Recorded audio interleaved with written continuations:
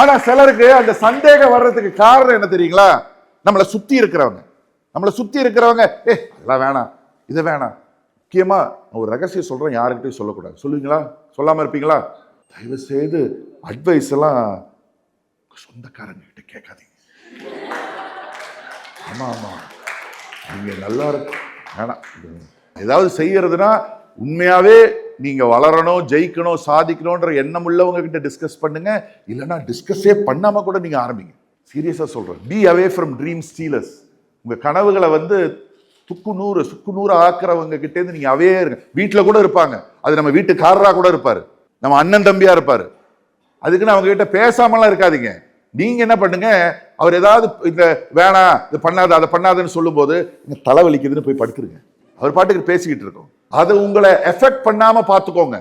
அப்படிதான் இன்னைக்கு முடியாது முடியாது முடியாதுன்னு எஸ்பெஷலி பெண்களை வேணாம் வேணாம், ஆகாது, நடக்காது, வேணாம் வேணாம் வேணாம், இது உன்னோட வேலை இல்ல, இந்த முயற்சி பண்ணாதன்னு சொல்லி சொல்லி சொல்லி சொல்லி இந்த அழகா பெரிய பெரிய சாதனைகள் படைக்க வேண்டிய பெண்கள் எல்லாம் இன்னைக்கு இந்த முட்டையை ரொம்ப அடக்காத்தா என்ன ஆகுங்க சொல்லுங்க பார்க்கலாம்.